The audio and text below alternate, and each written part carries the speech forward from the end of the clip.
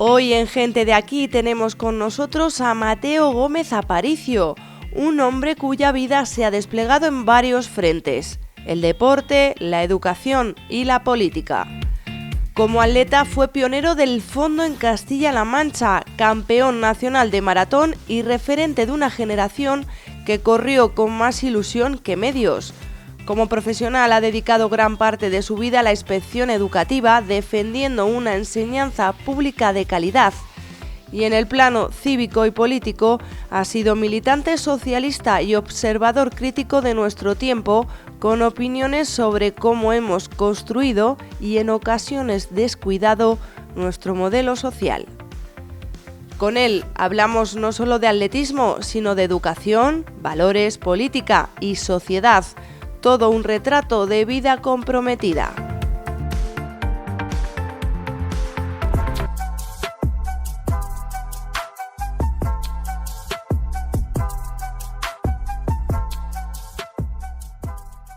Bueno, Mateo, empecemos por el principio. ¿Cómo llega un chico de Ciudad Real en los años 60 al atletismo de fondo cuando apenas había medios, podemos decir, ¿no? Bueno, yo no hace mucho, en un artículo de prensa en Lanza, un compañero tuyo escribe, indico que muchas veces es casi por casualidad, y yo lógicamente tenía una serie de cualidades, alguien me vio y me dijo: ¿quieres dar el salto a Madrid? Donde entonces el Madrid, yo acepté dar ese salto y de ahí todo fue casi rodado, ¿no? Hay muchas personas que, teniendo tantas capacidades como yo, más en el mundo del atletismo, en el mundo del deporte en general, no han podido dar ese paso pues porque no encontraron la forma, la manera, no hubo nadie en ese momento que les dirigiera o les dijera: vente hacia acá.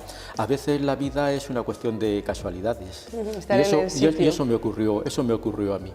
¿Y qué recuerdos tienes de esa primera carrera, la que te viste con posibilidades de entrar en la competición nacional? Pues la verdad es que a mí me cogieron, mi primera carrera fue en Vallehermoso, que era un estadio mítico entonces, el único estadio sintético de España, de tartán, y me pusieron con todos los grandes de España.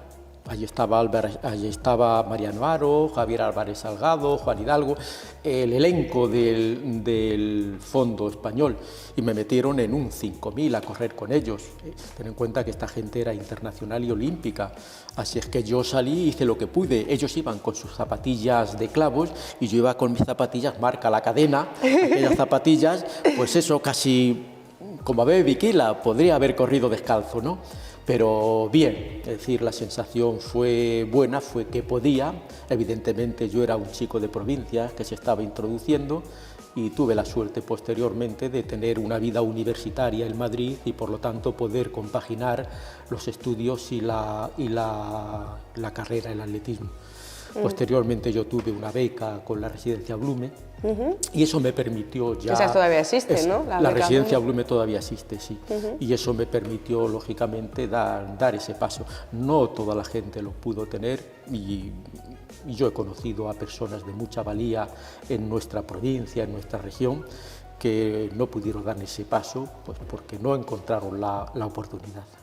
¿Qué valores te dejó el atletismo y que se aplican a la vida o no? No qué valores me dejó, sino qué valores me deja. Yo he sido una persona bastante activa siempre.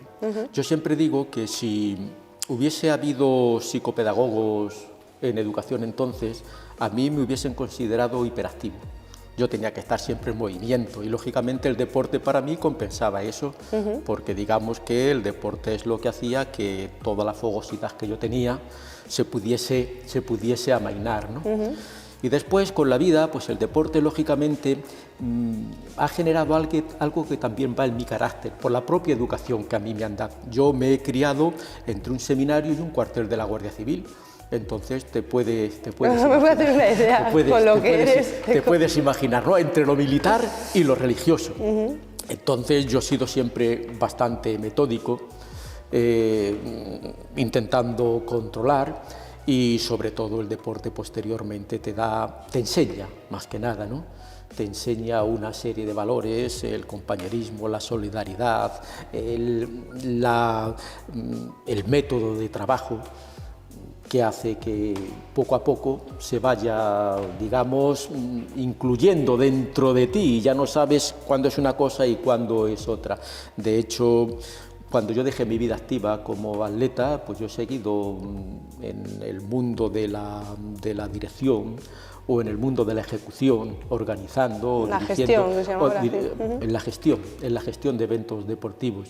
Y para mí el deporte es una actividad transversal a todas las etapas de la vida, pero también transversal a todas las sociedades. Es decir, es lo poco que tienes, aunque no tengas, pero tú sabes que tienes dos piernas y que puedes correr.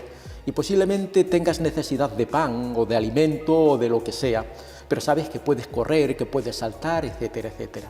Es algo así tan inherente a la vida como el propio sexo. Es decir, que lo puedes practicar aun siendo pobre y siendo rico. Y por otro lado yo creo que los iguala a todos. Exactamente, los iguala a todos. Yo recuerdo en cierta ocasión a un diplomático indio que le decían que por qué los indios tenían tantos hijos. Y dicen, si es que lo único que tenemos es el sexo, es decir, común a toda la gente. Y por otro lado, cuando yo hablo del deporte, para mí el deporte es una cuenta corriente en el banco de la vida. Yo lo defino así, es decir, es una cuenta corriente en el banco de la vida donde genera intereses tanto en el presente como en el futuro.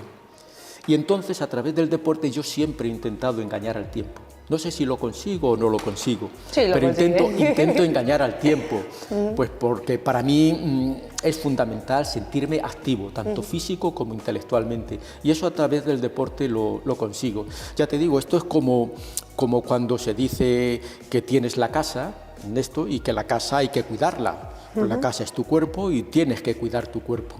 En esas cosas yo soy muy meticuloso y muy rígido, muy metódico en las cuestiones de cuidar al cuerpo. Y espero que me acompañe y que pueda vivir los años que pueda vivir, pero sin necesidad es decir, con la suficiente capacidad para hacerlo por mí mismo.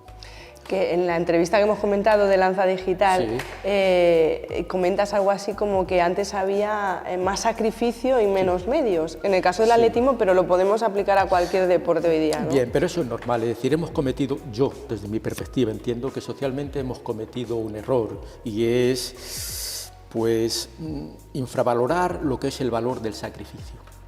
El valor del esfuerzo, infravalorar el valor del esfuerzo, hacer que todo sea muy fácil, tan fácil, no me refiero a las cosas normales de la vida que lo tienen que ser, es decir, la educación, es decir, la salud, tienen que serlo y tienen que dársenos, pero en otras cuestiones se lo hemos puesto a las nuevas generaciones tan fácil, que muchas veces no valoran el valor del esfuerzo. Yo creo que eso se dice mucho y se comenta mucho y solo tenemos que ver pues a nuestros hijos o a nuestros nietos, etcétera, etcétera. Además, con la situación esta que tenemos del hijo único, pues eso en casa es un problema. Antes uno se socializaba en la familia y cuando iba a la escuela ya iba socializado, porque ya sabía lo que podía pedir, lo que no podía pedir, si te daban, te quitaban, si el hermano te daba o tú le dabas, si le respondías o no le respondías. Ahora no, ahora se socializa en la escuela y no en la familia. Pero por eso, porque el hijo único está en palmitas. Y a ese hijo único, no único, que empiece hoy, por ejemplo, la carrera de fondo, que es lo que tú conoces bien, ¿qué le dirías? Un poco con la experiencia que uno tiene. Yo a cualquier persona lo único que le diría es lo siguiente, es decir, en primer lugar tener objetivos en la vida y una vez que tengas objetivos en la vida querer cumplirlos y hacer el esfuerzo para cumplirlos. La vida es muy larga, uno muchas veces se dice no, yo es que perdí la oportunidad de estudiar. No, la vida es muy larga. Yo he visto a personas que aun perdiendo la oportunidad de estudiar, por ejemplo, para subir socialmente, la escala social, lo han hecho posteriormente. Yo he trabajado en la UNED, en la universidad a distancia, y he dado clase a mayores de 25 años que iban a incorporarse precisamente a los estudios. Y ahí me he dado cuenta de que existen muchas personas que aún tienen, digamos, ese ánimo suficiente como para querer seguir prosperando y subiendo en la vida a través de la educación o de cualquier otra circunstancia. Y nos vamos a la educación porque mucho se conoce de tu faceta deportiva, Pero de la educacional, de la educación poco. ¿Qué te llevó a irte por el camino de la docencia y de la inspección de educación? Bueno, es decir, es verdad, cuando el otro día dijiste, Mateo... Que no te pega, no te pega. ¿No me pega el qué? El ser inspector de educación, sí. Que tienes como la imagen de un señor serio. Bueno, porque ese tipo de inspección ya pasó. Normalmente cuando hablamos de inspección, de cualquiera que sea, hablamos de un sector como muy punitivo. En nuestra sociedad eso ya ha pasado. En el mundo de la educación, por ejemplo, la inspección, lógicamente, es supervisora, pero también también debe apoyar y ayudar, ¿no? El elemento fundamental en la educación son los centros educativos. El elemento fundamental de la educación son los profesores y los alumnos, acompañados lógicamente por las familias. Es ahí donde se encierra. La administración en general, y la inspección es una parte de la administración, pues entendida como tal, supervisa, porque tiene que supervisar, pero también tiene que apoyar, ayudar, informar, formar. Y cuando tú me dijiste, Mateo, quiero hacerte una entrevista, yo dije, jolín, otra vez el deporte, me gustaría hablar de otras cosas. Desde siempre a mí me gustó la educación, me gustó enseñar, la relación con los chicos. De hecho, yo hice Filosofía y Letras, la carrera de Historia. Soy licenciado en Historia Contemporánea, y cuando tú tienes Historia Contemporánea, a ver dónde vas a ir, pues tienes que ir al mundo de la educación, ¿no? Y después, a mí siempre me ha gustado estar en la vanguardia, siempre. Y cuando entro en un sitio, pues me gusta estar en el primero. Incluso, fíjate el caso curioso, ya que estamos hablando también del deporte, cuando uno quiere competir, debe tener algo. Yo no puedo ver, o yo no podía ver, algo que se mueve delante de mí sin intentar cogerlo. No puedo verlo. Yo salía a correr y veía que alguien iba delante y a mí eso me generaba adrenalina. Yo tenía que cogerlo, pues normalmente en todos los ámbitos de la vida, cuando veo que alguien va por delante, que puede aportar algo, yo intento cogerlo, intento agarrarlo. Y pues en el mundo profesional fue lo mismo, lo cual no quiere decir que ser inspector sea más que ser profesor. Los profesores tienen una labor muy importante, pero yo siempre lo he dicho, es decir, sin menoscabo de unos u otros, yo prefiero ser arquitecto albañil, sin menoscabo del albañil, porque a mí lo que me gusta es hacer, gestionar y sobre todo observar que lo que gestiono y hago se realiza, ¿sabes? Y que va congénito, si no va así, un poco, porque si no tienes ese espíritu, que a veces es positivo y a veces no es positivo, porque eso es, es que quieres ganar siempre. No, si lo haces con buen sentido, posiblemente sea positivo. Y eso me ha marcado a mí pues en todos los ámbitos de la vida. ¿Y te sigue marcando? Y pues yo intento que me siga marcando pues, porque... es tu ADN. Va en mi ADN. Hemos hablado de las aulas, desde tu punto de vista y tu experiencia de inspector de educación, ¿qué es lo que ha cambiado más en las aulas desde que tú comenzaste hasta ahora, que no es poco? Bueno, las aulas han mejorado para mucho. Es decir, la capacidad de los profesores, es decir, la formación del profesorado ha mejorado mucho. Los medios de los que se disponen han mejorado mucho. Las ratios han mejorado mucho. Siempre no es lo que uno quisiera, pero ha mejorado mucho.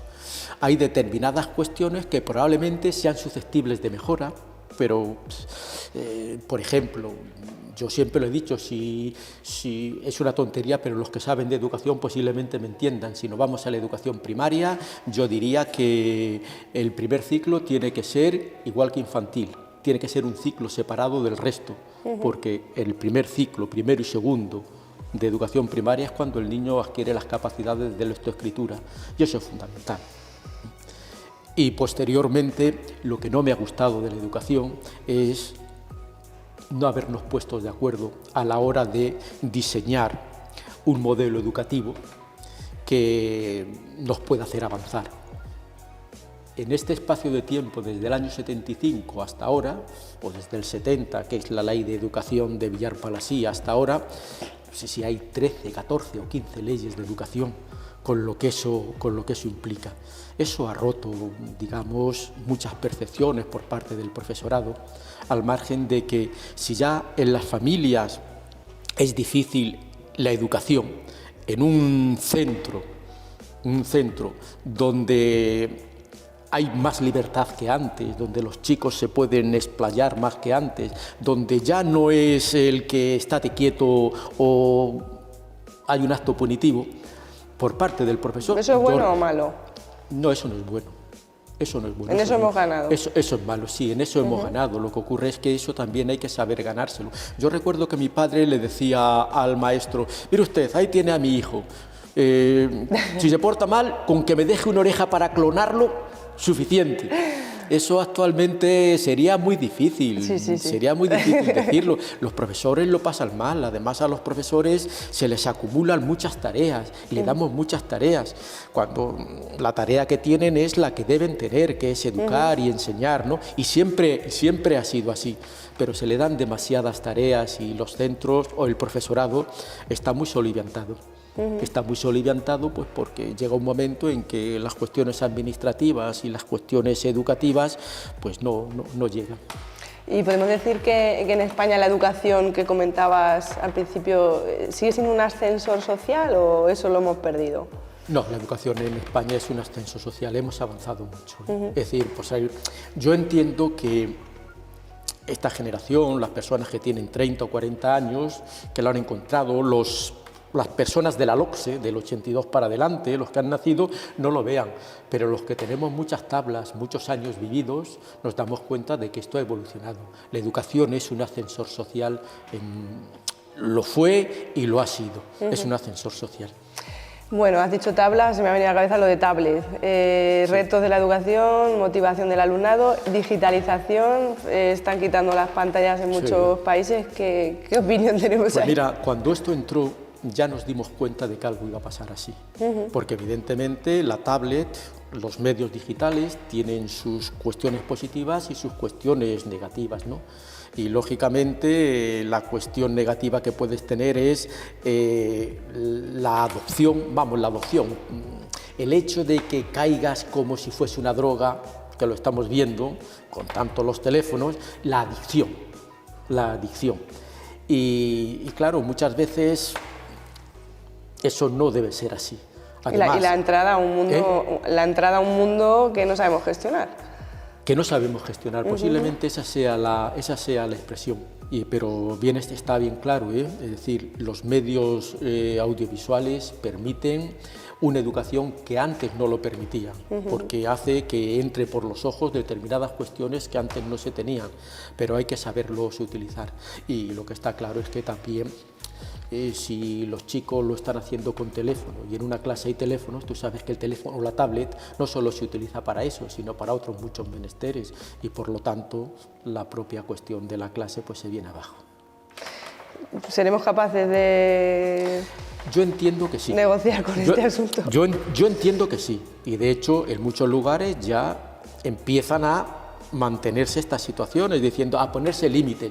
Fíjate, no hace mucho leía en determinadas situaciones, en el Valley Silicon, es decir, donde estaban la crème de la crème, los padres no querían que a sus hijos se les diera informática, introducirse en medios en clase. Bien, es verdad que ya lo tenían en casa, ¿no? Pero ya estaban viendo que eso les podría perjudicar de alguna forma, de alguna manera. Yo no reniego de las nuevas comunicaciones, no reniego.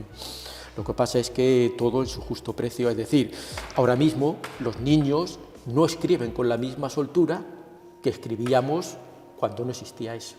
Por ejemplo, no escriben con la misma soltura y les cuesta trabajo escribir, que es una cuestión. ¿Qué ocurrirá? Que a lo mejor escribir con el tiempo pues no sea necesario, es posible que no sea necesario, y entonces llegaremos a eso. Probablemente me esté quejando de lo mismo que se quejaban mis padres cuando yo era pequeño, ¿no? De las cosas en las que ellas habían nacido, y que esto es un bucle que va rodando y que no tiene otra solución, sino que van cambiando. Adaptación al medio. Exactamente, hay que adaptarse. Que siempre has abogado por los valores del deporte. Sí. ¿Qué peso tienen en la educación de lo que hablamos, de los niños desde más pequeños? Ya te he indicado antes que para mí el deporte, al margen de alejarte muchas veces de otras tentaciones, genera una forma de vivir y por lo tanto hay que incidir en ello. A mí lo que más me agrada es cuando voy, por ejemplo, paseando, me acerco por las tardes, por las zonas deportivas y veo las escuelas deportivas, donde hay muchos niños y muchos padres que llevan a los niños precisamente a hacer deporte. Eso a mí me satisface. Yo cuando salgo a pasear por la universidad y me acerco al polideportivo y veo por las tardes tantas escuelas deportivas, a mí eso me satisface.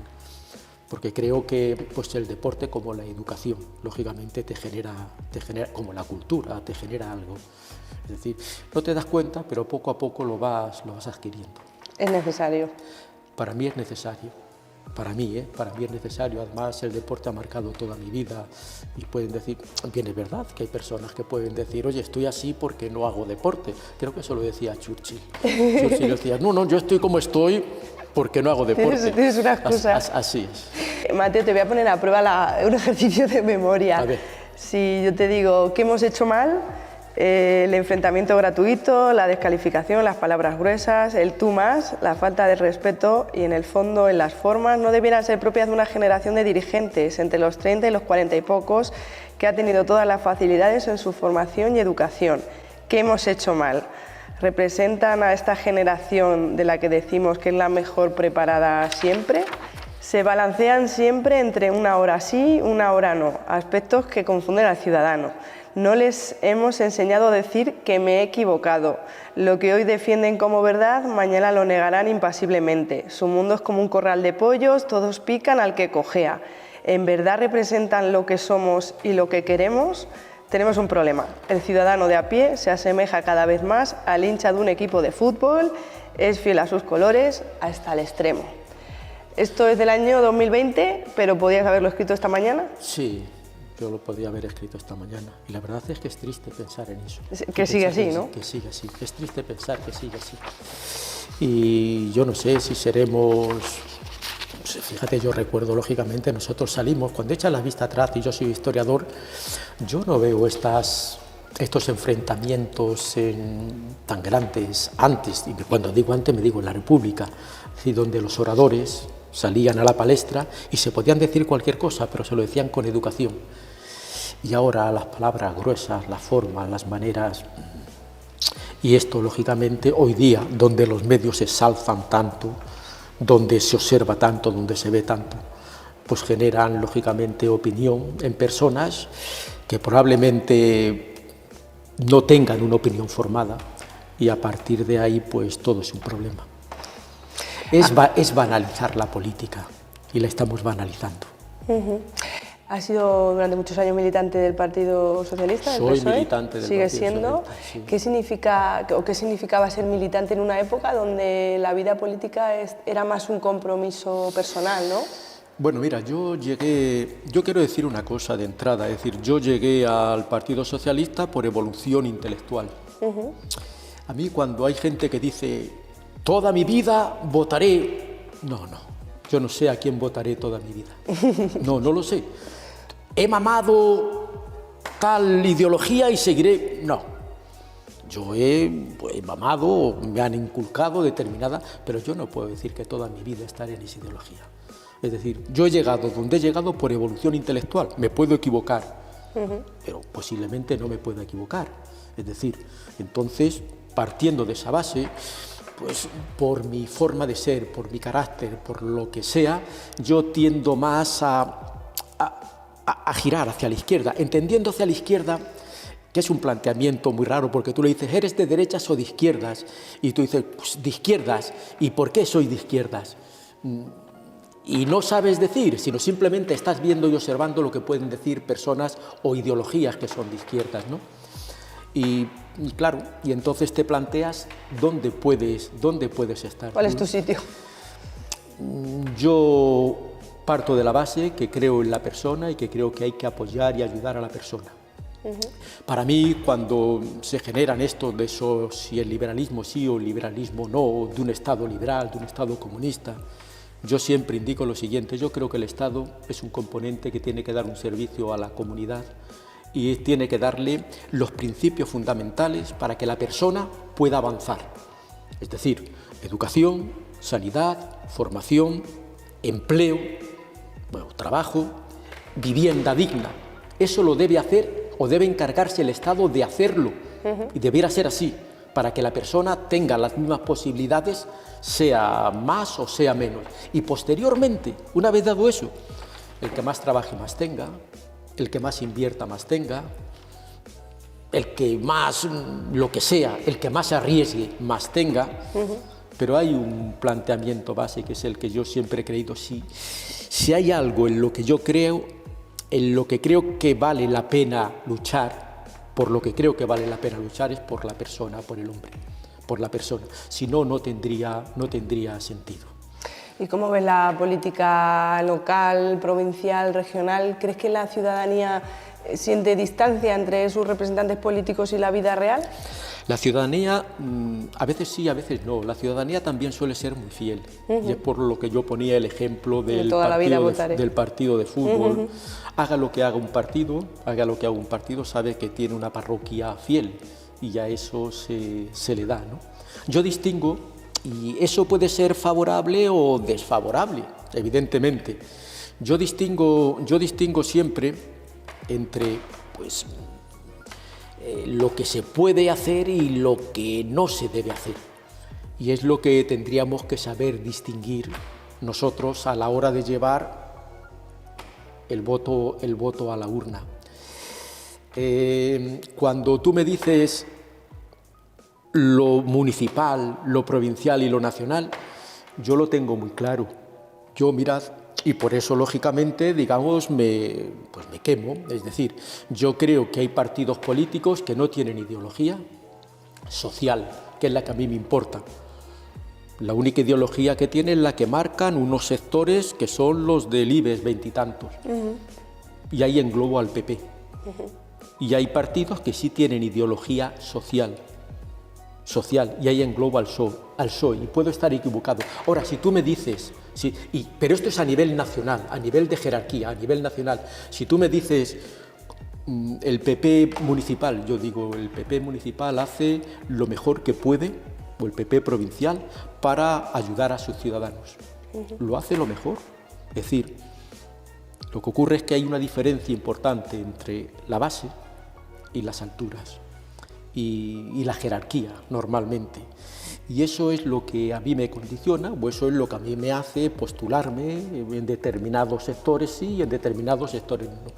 Yo milito en el Partido Socialista, pero yo no soy mejor que los votantes del PP. Nunca me he considerado mejor que los votantes del PP. Tampoco espero ni digo que los votantes del PP, porque yo voto al PSOE, son mejor que yo, ¿no? ¿Y qué significa para ti hoy día ser socialista? Que después de tantos cambios externos e internos del partido hay un poco también de la sociedad. Pues tal como está hoy día, lógicamente yo repruebo determinadas circunstancias y determinadas situaciones. Las repruebo. Es decir, repruebo, y ya lo decía ahí, gente que dice una cosa y al día siguiente dice otra. Porque evidentemente debemos tener un camino, unas normas por donde dirigirnos e intentar no desviarnos. Ahora, como dicho esto, yo puedo decir, oye, es que el gobierno actual dijo unas cosas en su momento y otras cosas en el otro momento.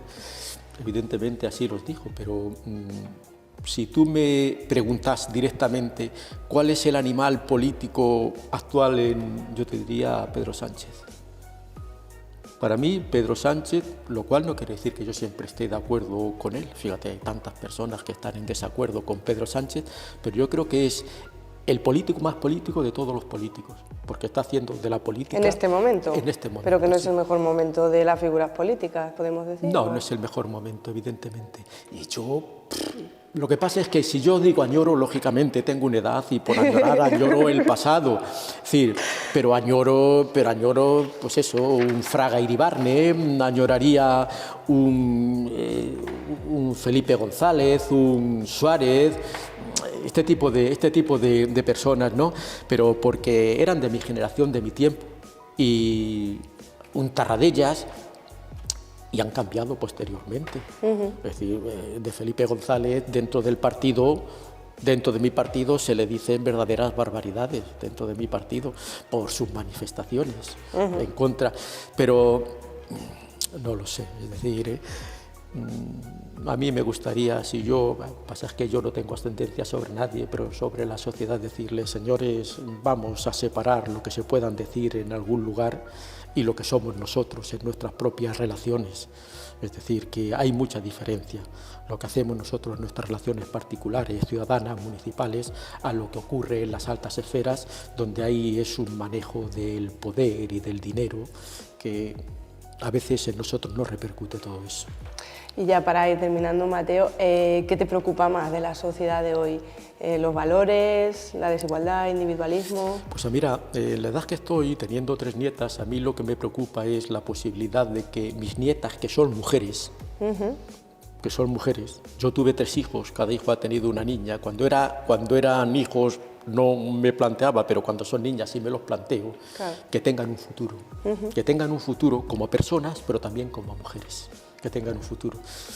Ha cambiado mucho, ha variado mucho, pero los soplos de aire, los vientos que corren se están torciendo y posiblemente nos cuestionemos dentro del tiempo que sea si los géneros siguen siendo diferentes o no siguen siendo diferentes, es decir, si la mujer es igual que el hombre o no, y eso ya empiezan a decirlos en algunos lugares.